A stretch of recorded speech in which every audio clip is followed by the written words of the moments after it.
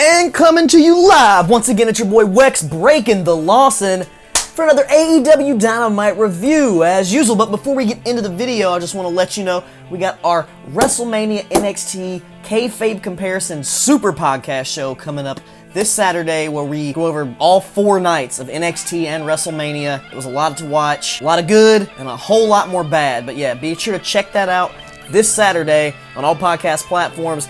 And Revive Pro Wrestling, we had a very successful show last weekend, and we'll be returning to the Staples Event Center May the 22nd for Business is Awful. On the last show, Open the Floodgates. You can check it out soon on IWTV, as all future Revive Pro shows. Go follow them on all social media platforms. And without further ado, let's get to that goddamn AEW Dynamite review! The show opened up with the Young Bucks backstage, or in some weird little red room, cutting a promo about how, you know, things are changing and they're going to truly be really heel, and we will see that here in just a few seconds. And then we cut to MJF and Mike Tyson out back having a little exchange. MJF's trying to buy him off, and he gives him a blank check, and Mike Tyson eats it up and spits it back at him, and he's like, nah, I'm going to call this shit fair right down the middle. He's tough but firm. Sometimes I get a little tough and firm, if you know what I mean.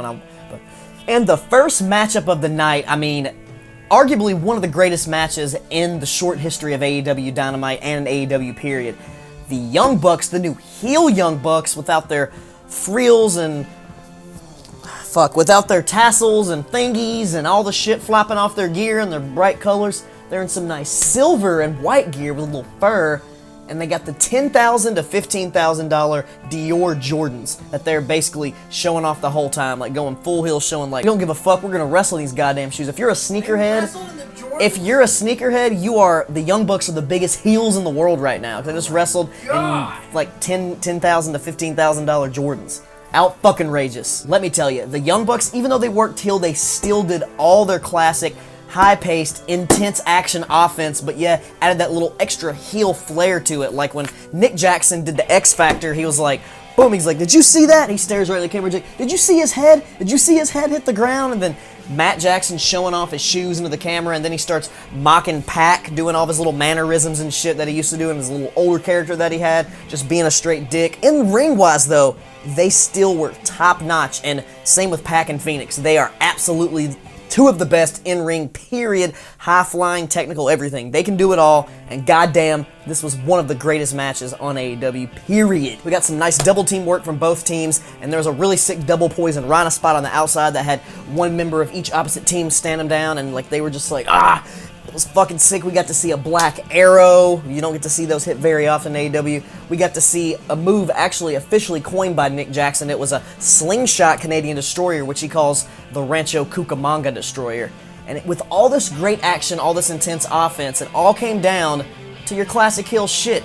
A low blow, and they rip off the mask of Rey Fenix, the most dastardly, disgusting thing you can do to a luchador. So he covers up his face and he eats the super kick. And they take the loss, and the Young Bucks, the fully real deal heel turn, no bullshit, no half-stepping, no tweening, they are full heel, they retain their titles, and I like the direction they're going. I'm liking they're fully sticking with it, not just half-assing it. In your second matchup of the night, you get Jade Cargill taking on Red Velvet, and I wouldn't say it was the best match ever, a little clunky, but hey, it was Jade Cargill's 4th match ever, and for her 4th match ever, she looked pretty damn good. And she's buff. Yeah, she's very buff. She's way buffer than me. Her arms are fucking huge. She's got like a 12-pack. I mean, her abs are. I mean, she's just everything. She's ripped everywhere. Way more ripped than half the males on the roster. I'd marry her. I mean, there you go. But Red Velvet didn't look too bad either. She was no slouch. She had a really nice suicide dive. But it all came down to the strength of Jade Cargill hitting. I think she calls it the Jade something, but it's Beth Phoenix move, the Glam Slam. She hit that for the 1, 2, 3, the victory. Building more momentum, trying to build up Jade Cargill. I see what they're doing, and I like the direction they're going. Dr. Britt Baker, right after the match, cuts a promo backstage about the ranking system, and she's like, you see, I have 7 wins, and Red Velvet, you know, only had 5, and then now she lost, so now logically I should go above her. So she's like, you know, now I'm up here at 2nd, and I'm gonna get some more wins. I'm gonna get one this Monday in Elevation, and I'm gonna be in that goddamn title picture, just like I told you. I'm going for the gold, and tonight was a very consistent theme of promos about people going for the gold. The next matchup of the night is the in-ring debut of Anthony Ogogo of the new crew of just The factory, the whole Nightmare thing is dropped. They got a new logo. I see them all wearing their matching t-shirts. I like the direction here. I like what they're doing. I like what's going on. This match started off like any typical wrestling match, a nice collar and elbow tie-up, and then kind of gets pushed back into the corner, and this is happening, and I'm like, all right, I'm thirsty. I'm at my mom's house. I go around the corner. I'm like, I'm gonna grab a little drink real quick. I grab it, and when I come back, I just see Anthony Ogogo punching him in the gut, and then the guy falls down to the ground. The ref calls the match, and I was like, what the fuck? It's over? All right, well, it makes sense. He's an Olympic boxer. They're giving him a gut punch as a finisher. I don't know if it's his finisher or just a way to kind of build him up like, man, this guy's a deadly right hand. I get the direction. It makes sense, and I thought it was pretty cool. What are you doing in your mom's house? Washing my clothes. Up next, we get another backstage promo from Miro, and guess what he wants? He wants the gold, too. He said he's coming for the gold. And Kip Sabian doesn't give a fuck if he's with them or without him, but he said, if you got gold around your waist in AEW, I'm coming for it. And he's a big motherfucker. I'd be scared if I was you, Kenny Omega. The Umanga. God rest his soul. The next match of the night was a match they've been hyping up since last week pretty hard. This has the marquee attraction in here, Mike Tyson, Dax the Axe Harwood against Chris Jericho, with Mike Tyson as the special enforcer of the match. And boy, this match was two big old beefy meat boys just slapping it around, because Jericho, back in his day, was known as a smaller, slimmer guy. In AEW, he's looking a bit beefy, just like Dax Harwood. And they beat the hell out of each other. This was a goddamn brawl for the whole first part of this match. And Tyson wouldn't allow either team to use weapons, which allowed Jericho to get hit, but he was calling it fair, right down the middle, just like he said. Jericho pulled the classic move where he takes the camera from the cameraman, puts it over his shoulder, then flips the person off he's wrestling. Always pop for that. He's done it. The Rock's done it. Maybe Stone Cold once. No, Stone Cold stunnered Rock as he was holding it. Classic. I love the cameraman spots. They're always good. Of course, we get some chaos in the match when we get a little bit inner circle, pinnacle, shit going on, start popping off, it explodes. It causes a little bit of a distraction, but then once shit gets back in the ring, you know, Jericho, of course, hits all of his greatest hits. He's got the Bulldog. He's got the Lion Salt. He's got the Walls of Jericho. He's got the Codebreaker. All the greatest hits of Y2J. But it all came down to the newest greatest hit move, his Judas Effect for the win. But actually, if you think about it, the one he hit this time was actually very effective. A couple times when he first started out, looked kind of weak, but this one he bounced off the rope and connected really hard. I thought it was a solid Judas Effect, a lot better than the early stages of the Judas Effect. He's since perfected the move, and I enjoy it. It's like a out of nowhere, bam, I'll knock you out. And you're my dancing. You're gonna need wrestling? I'm getting canceled for that one. Next, we get in the back parking lot the Young Bucks with Don Callis, Kenny Omega, and the Good Brothers. And it's sort of like a Don Callis, Young Bucks promo. They're just like, we're tired of pretending to, you know, be whatever for the fans. We're gonna be who we want to be, and this is really us. And Nick Jackson is wearing the classic, like, little leather hat that Triple H kind of used to wear backwards, but he's wearing it forwards. It looks hilarious. I know they're supposed to be more heel. I get it, but yeah, I guess leather, black leather equals heel, right? Am I right? That means you're a bad guy if you wear black leather. And they're all talking about how they got dangly earrings. It's a funny little promo. Don Callis is like, if you're surprised you haven't seen nothing yet, there's more surprises to come. And they hype up Don Callis, and he super kicks the cameraman to end the segment. We get another backstage vignette promo with Thunder Rosa, and guess what she wants? She wants the gold too. She said she's coming for all the gold. She's coming for the women's title and the NWA women's title. She wants it all. Everybody wants the gold tonight in these promos. Not everybody can have all the gold, so somebody's going to be disappointed and not have the gold, because not everybody can hold the gold at the same time. I can. No, it doesn't work like that. Unless you're Ultimo Dragon and you just take all the gold. Fuck you. Alright, we get Chris Statlander making her in-ring return after she reappeared recently in that Arcade Anarchy match with the Best Friends, and even though this was a glorified squash match, it was still great. She looks really great, strong, fast, and she's been gone. She had a great display of strength in this match. A nice gorilla press slam, a flipping senton with a nice little thumbs up pose to her buddies over there. And then she hit her pile driver thing she calls the Supernova on Amber Nova. I think it worked out perfectly right there. She gets the victory. They all walk away nice, celebrating that sick-ass Pixie song they got as their entrance now, that every time I hear it, I think it just starts to go a little bit better with them. It's meshing well. I'm liking it as part of their character. I like the Best Friends. I like Chris Statlander. Let's see more Chris Statlander in the future. Up next, Captain Charisma, creepy little bastard Christian Cage makes his way out to the ring, and he's going to do his Christian Open Challenge, but it just turns into an ass whipping from Will Hobbs because Christian did not want to join the Team Taz olive branch that was extended to him. He said, no, fuck that Team Taz. I'm going to be by myself, and Taz just let Will Hobbs beat the fuck out of him, man.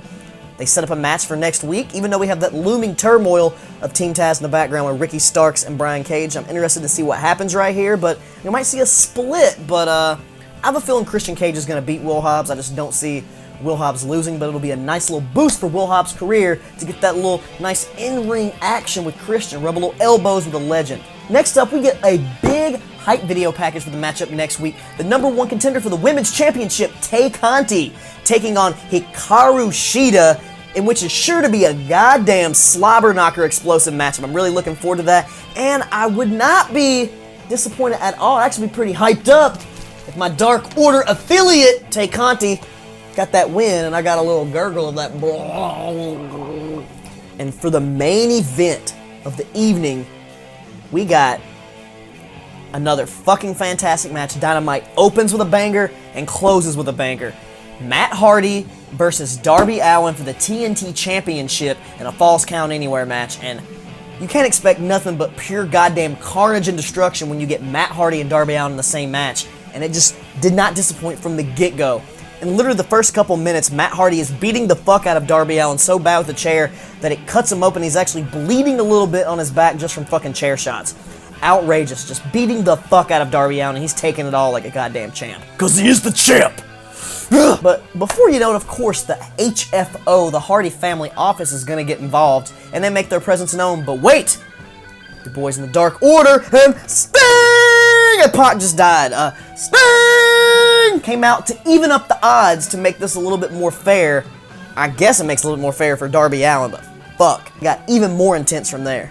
Matt Hardy gave Darby Allin a twist of fate with a chair wrapped around his neck, and I thought for sure, I was like, oh fuck, that's it, it's over. A twist of fate with the chair around your neck, but no, Darby Allin kicks out.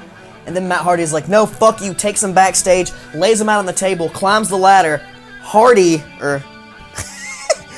the Hardy, I think that's how you do it. The Matt version 1, Hardy leg drop off the ladder through the table, and guess what? 1, 2, Darby Allin kicks out yet again because just like the goddamn tattoo, he's relentless and he's not gonna give up the gold. And at that point, Darby Allin's just completely fucking battered, bruised, just beaten down, and he takes the last desperate attempt and gives him the old kick in the dick. Really swift kick in the dick. See, such a swift kick that Sting, Ninja Turtle Sting, just ate shit. He could feel it. He could feel the intensity of the kick. Then he gets Sting's baseball bat and just starts fucking destroying all the monitors on the announce table. And I'm like, Darby Allin's lost his mind. What's going on here? Darby's losing it. And he just starts fucking Matt Hardy up, and he lays him out on the announce table. And then he looks up, and he climbs all the way to like damn near the top of this scaffolding, and does the goddamn signature Darby Allin. Falls all the way back for the coffin drop through the table for the victory, retaining his TNT Championship. And for like the 3rd or 4th week in a row or something like that, Darby Allin proves yet again he's goddamn amazing. He can have a hardcore match, he can have a technical match, he can have a match against a small guy, big guy, doesn't matter. Darby Allin is the true workhorse of AEW, and that just set it off for me. This week's AEW Dynamite episode gets a whole goddamn 6-pack, all 6 beers. Woo! It's got me so hype, I don't know what to do. Oh, fuck! I'll see y'all next time.